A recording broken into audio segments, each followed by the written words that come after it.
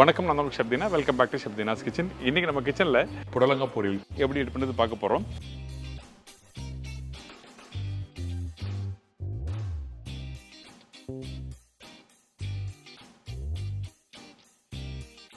இந்த ரெசிபியோட ஒரு அருமையான ஒரு புளிக்குழம்பு, அதாவது சின்ன வெங்காயம் பூண்டு குழம்பு.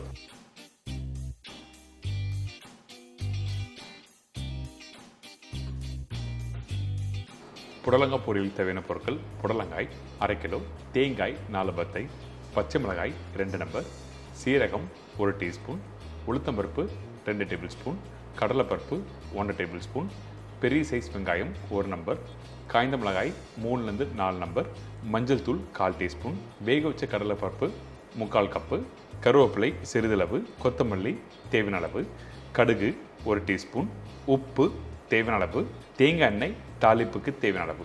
இதாங்க இந்த ரெசிபிக்கு தேவையான பொருட்கள். ஃபஸ்ட் நம்ம என்ன பண்ணுறோம் கேட்டிங்கன்னா, தேவையான பொருட்கள் எல்லாத்தையும் ரெடி பண்ணி வச்சுக்கிறோம். அதாவது மிசம்பில் ரெடி பண்ணி வச்சுருக்கோம். 5 தேங்காய் பத்தை சொன்ன பார்த்தீங்கன்னா, அதில் 2 தேங்காய் பத்தை எடுத்து இந்த மாதிரி பொடிசாக கட் பண்ணி மிக்ஸி ஜாரில் போட்டிருக்கேன். இதோட சீரகம், பச்சை மிளகாய் கொஞ்சம் தண்ணி ஊற்றி நல்லா நைஸாக அரைச்சிருங்க. எதுக்காக இந்த மாதிரி நைஸாக அரைச்சி யூஸ் பண்ணுறேன்னா, பொரியலில் யூஸ் பண்ணும்போது மேலோட்டமாக தேங்காய் போட்டு மிக்ஸ் பண்ணி சாப்பிடுவீங்க. ஆனால் மற்ற பொருளெல்லாம் சேர்க்கறதுக்கு இந்த பேஸ்ட்டு தேவைப்படுது. அதனால் இந்த மாதிரி பக்குவத்தில் நல்லா அரைச்சிருங்க. நல்லா நைஸாக அரைக்கலாம், குறை அரைக்க வேண்டிய அவசியமே இல்லை.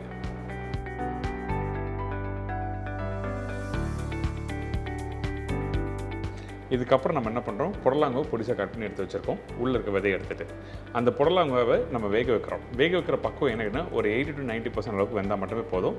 முழுமையாக வேக வைக்க வேண்டிய அவசியம் இல்லை. நீங்கள் அப்படியே வதக்கியும் பண்ணலாம், ஒன்றும் தவறு எதுவுமே இல்லை. ஆனால் பார்க்குறதுக்கு உங்களுக்கு அந்த அட்ராக்டிவான அந்த கலர் கொடுக்காது. அந்த ஒரு காரணத்துக்காக நம்ம என்ன பண்ணுறோன்னா, இந்த இடத்துல இந்த புடலங்காய் வேக வைக்கும் போது கொஞ்சம் உப்பு மஞ்சத்தூள் போட்டு நல்லா இந்த மாதிரி கொதிச்சு வர டைமில் கரெக்டாக ஒரு 80% அளவுக்கு வெந்த பிறகு நம்ம வடிகட்டி எடுத்துடுறோம். இந்த தண்ணியை அப்படியே நீங்கள் சூப்பாக கூட நீங்கள் கன்வெர்ட் பண்ணி சாப்பிட்லாம். அதே டைமில் பொரியலுக்கு கொஞ்சம் தண்ணி தேவைப்பட்டதுன்னா அந்த டைமில் கொஞ்சம் இந்த தண்ணியை எடுத்து நீங்கள் யூஸ் பண்ணிக்கலாம். இப்போ வேக வச்ச அந்த புடலங்காவை தனியாக எடுத்து தட்டில் வச்சாச்சு. அதுக்கப்புறம் நம்ம என்ன பண்ணுறோன்னா, ஒரு மண்சட்டியில் வந்து கொஞ்சமாக தேங்காய் எண்ணெய். இந்த மாதிரி பொரியலுக்கு வந்து தேங்காய் எண்ணெய் ரொம்ப சுவை கொடுக்கும். அதே டைமில் நல்லா ஃப்ளேவரும் கொடுக்கும். அதுக்கப்புறம் இந்த தேங்காய் கொஞ்சம் லைட்டாக சூடாகிற டைமில் கடுகு போட்டிருக்கோம். அந்த கடுகு நல்லா பொரிஞ்சு வர டைமில் தான் சீரகம் போடணும். இதுக்கப்புறம் உளுத்தம்பருப்பு கொஞ்சம் அதிகமாக தான் போடுவோம். அந்த உளுத்தம்பருப்பு போடும்போது என்ன, உங்களுக்கு நல்லா ஸ்லோ ஃப்ளேமில் வந்து வரும்போது கடக்கு முடக்குன்னு இருக்கும். அதே மாதிரி தான் இந்த கடலைப்பருப்பும் போட்டிருக்கேன். கடலைப்பருப்பு அதிகமாக போடுறோம்னா உளுத்தம்பருப்பு அதிகமாக போடுங்க. இதோட பச்சை மிளகாய், அதாவது 3 பச்சை மிளகாய் சொல்லியிருக்கேன் பார்த்தீங்களா, அதில் 2 பச்சை மிளகாய் இடித்து போடலாம், அப்படின்னா பொடிசாக கட் பண்ணி போடலாம். இப்போ இந்த கடலைப்பருப்பு உளுத்தம்பருப்பு வதக்கிறது ரொம்ப முக்கியம். ஸ்லோ ஃப்ளேம் வச்சு எந்த அளவுக்கு ஸ்லோவாக வறுக்க முடியுமோ வறுத்து எடுத்துருங்க. அதுக்கப்புறம் வெங்காயம் போட்டிருக்கோம். இந்த மாதிரி ரெசிபிகளுக்கு வந்து அதிகமான வெங்காயம் வேண்டாம். வெங்காயம் கொஞ்சம் அதிகமாக போட்டிங்கன்னா என்னென்னா அந்த டேஸ்ட் மாறதுக்கு வாய்ப்பு இருக்கும். இன்கேஸ் உங்கள் வீட்டில் நீங்கள் மதியானம் பண்ணீங்க, ஈவினிங் சாப்பிட்ணுன்னு வச்சுன்னா வெங்காயம் தண்ணி விட ஆரம்பித்தா நல்லா இருக்காது. அதனால் வெங்காயம் கம்மியாக போட்டிருக்கோம்.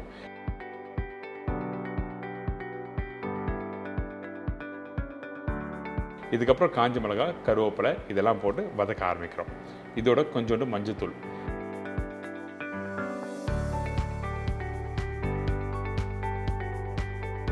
இந்த மஞ்சத்தூள் போட்ட பிறகு 2 செகண்ட் நல்லா வதக்குங்க. அடுப்போட ஃப்ளேம் வந்து லோ ஃப்ளேமில் வச்சுட்டு அதுக்கப்புறம் அரைச்சி வச்சுருக்க அந்த தேங்காய் பேஸ்ட் போடுறோம்.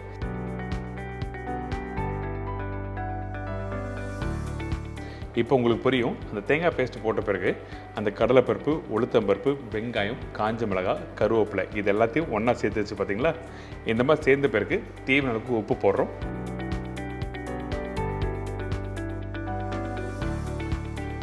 போட்ட பிறகு வேக வச்சு அந்த காய்கறி இருக்குது பார்த்தீங்களா, அந்த காயை இதில் போடுறோம். ரொம்ப நேரம் தேங்காய் குக் பண்ண வேண்டிய அவசியம்லாம் இல்லை. அதிகபட்சம் ஒரு ஒரு 10 செகண்ட் வதங்கினா மட்டுமே போதும். இந்த மாதிரி பக்கம் வந்த பிறகு தான் அந்த புடலங்காவை இந்த இடத்துல யூஸ் பண்ணுறோம்.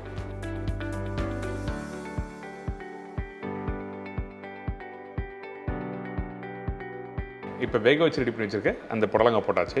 இதுக்கப்புறம் இந்த கடலைப்பருப்பு நல்லா சுண்டல் பக்குவத்தில் வேக வச்சு எடுத்து வச்சுக்கோங்க.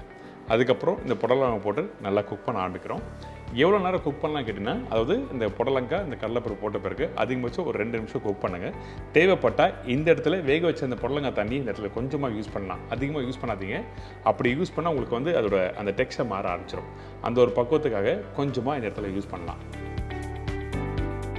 இதுக்கப்புறம் மீதி உள்ள தேங்காவை, திருவண்ண தேங்காவை கொஞ்சம் தாராளமாக மேலே போட்டு நல்லா மிக்ஸ் பண்ணுறோம். இந்த இடத்துல தேங்காய் போட்ட பிறகு அடுப்பை ஆஃப் பண்ணிடணும். அதுக்கப்புறம் கொத்தமல்லி போடுங்க. ஏன்னா தேங்காய் போட்டு நீங்கள் குக் பண்ணிங்கன்னா அந்த பொரியல் சாப்பிட்ற அந்த நன்மையாக இருக்காது. அதனால் நம்ம என்ன பண்ணுறோன்னா அந்த தேங்காய் நீங்கள் குக் பண்ணாமல் ஏற்கனவே வெந்த அந்த காய்கறி அந்த பருப்போடு சேர்த்து மிக்ஸ் பண்ணி சுடு சுடு எடுத்து சர்வ் பண்ணால் உங்களுக்கு புடலங்காய் பொரியல் அருமையாக இருக்கும். கண்டிப்பாக ட்ரை பண்ணி பாருங்கள். நம்ம வீட்டில் சாப்பிடாத குழந்தைங்க கூட சாப்பிடுவாங்க. இந்த ரெசிபி நீங்கள் ரெடி பண்ணி முடிச்ச பிறகு எப்படி இருக்குன்னு கேட்டிங்கன்னா அந்த புடலங்காய் பார்த்தீங்கன்னா நறுக்குன்னு இருக்கும். பச்சை உளுத்தம்பருப்பு கடலைப்பருப்பு போட்டோம் பார்த்தீங்கன்னா அதுக்கு கடக்கு முடக்குன்னு இருக்கும். ஸோ இந்த மாதிரி ஒரு பக்குவத்தில் இருக்கும். நீங்கள் கண்டிப்பாக ட்ரை பண்ணி பாருங்கள், ரொம்ப நல்லாயிருக்கும். இது ஈவினிங் ஸ்நாக்ஸாகவும் சாப்பிட்லாம், அப்படி இல்லைனா மதியான சாப்பாடும் தொட்டு சாப்பிட்லாம். உங்களுக்கு எப்படி வசதி இருக்கோ அதுக்கேற்ற மாதிரி நீங்கள் ட்ரை பண்ணி பாருங்கள், ரொம்ப நல்லாயிருக்கும்.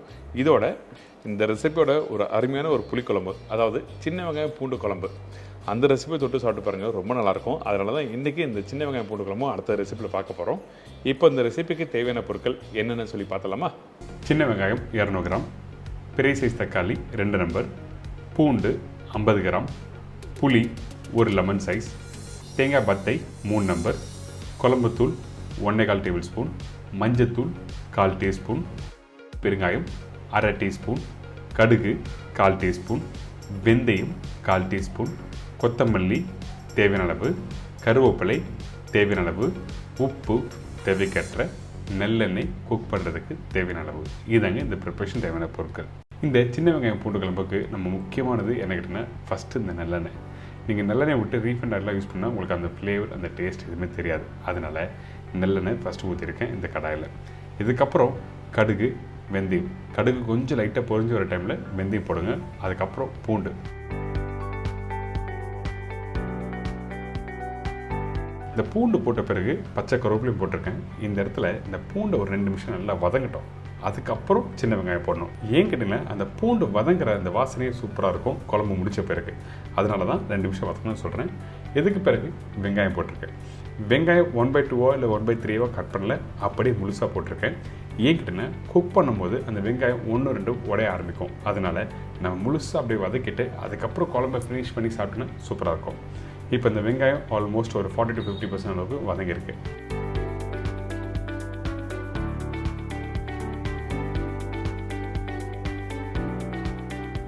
பார்த்தீங்களா, இந்த வெங்காயம் பூண்டும் நல்லெண்ணெயில் வதங்கும் போது உங்களுக்கு அந்த குழம்புக்கு சூப்பராக இருக்கும், ருசியாக இருக்கும். அதனால தான் இந்த மாதிரி நல்லா வதங்கன்னு சொல்கிறேன். இதுக்கப்புறம் தக்காளி போட்டிருக்கேன். இந்த தக்காளி போட்ட பிறகு நம்ம என்ன பண்ணுறோம், மசாலா போட போகிறோம். நீங்கள் வீட்டில் குழம்பு பண்ணும்போது முக்கியமாக கவனிக்க வேண்டிய விஷயம் என்ன, இந்த வெங்காயம் தக்காளி தொக்கு மாதிரி ஆகக்கூடாது இந்த ஸ்டேஜில். ஏங்கிட்டேன்னா நீங்கள் தொக்கு மாதிரி ஆனால் அந்த கிரேவியோட டெக்ஸ்சர் மாறிடும். அதனால் ஒரு 2 நிமிஷம் தக்காளி வதக்கிட்டு அதுக்கப்புறம் மஞ்சத்தூள், குழம்புத்தூள், உப்பு. குழம்புத்தூள் ரொம்ப இம்பார்ட்டன்ட். இந்த மசாலாவோட அந்த வெங்காயம் தக்காளி எல்லாத்தையும் நல்லா வதக்குறோம். 2 நிமிஷம் வதங்கி முடித்த பிறகு தண்ணி ஊற்றுங்க. அப்போ தான் உங்களுக்கு வந்து அந்த மசாலா அந்த பச்சை வாசனை சீக்கிரமாக போகும். அதனால் தண்ணி ஊற்றி நல்லா கொதிக்க விடுறோம்.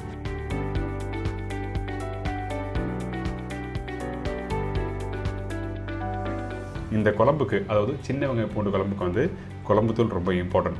ஏங்கிட்டேன்னா இந்த இடத்துல புளி யூஸ் பண்ணுறோம். அந்த புளியும் குழம்புத்தூளும் கொதிச்சு வரும்போது ஒரு லைட் தின்னாக வரும் ஒரு கறி. அதே டைமில் கொஞ்சம் லைட்டாக திக்காக இருக்க மாதிரி இருக்கும். கிரேவி எடுத்து பார்த்தீங்கன்னா உங்களுக்கு எல்லாருக்குமே தெரியும். கடைசியாக இப்போது இந்த மசாலா நல்லா கொதிச்சு வர டைமில் நம்மக்கிட்ட இருக்க இந்த புளி, கருப்புளி யூஸ் பண்ணுங்கள். கொஞ்சம் கலர் மாறுமே தவிர ஆனால் டேஸ்ட்டாக இருக்கும் கருப்புளிக்கு. வீட்டில் இல்லாதவங்க வெள்ளைப்புளி, அதாவது புது புளி யூஸ் பண்ணிக்கலாம். இந்த புளி தண்ணி ஊற்றின பிறகு நம்ம என்ன பண்ணுறோம், தேவையான அளவுக்கு தண்ணி ஊற்றி நல்லா கொதிக்க விடுறோம்.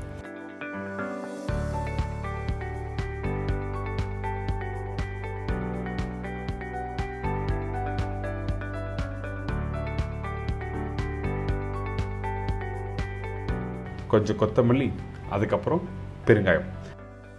பெருங்காயம் இந்த மாதிரி கறி ப்ரிப்பரேஷனுக்கு குழம்பு ரெடி ஆன பிறகு நம்ம என்ன பண்ணுறோன்னா பெருங்காயத்தூளை மேலே போட்டு கொதிக்க விட்டிங்கன்னா உங்களுக்கு அந்தளவுக்கு வாசனையாக சூப்பராக இருக்கும். அதனால தான் இந்த ஸ்டேஜில் போட்டிருக்கேன். இப்போ ஒரு மூடி போட்டு குறைஞ்சபட்சம் ஒரு 10லேருந்து ஒரு 12 நிமிஷம் நல்லா கொதிக்க விடுங்க. கொதித்த பிறகு கடைசியாக தேங்காய் பால் இதில் ஊற்றி மிக்ஸ் பண்ண வேண்டியதான்.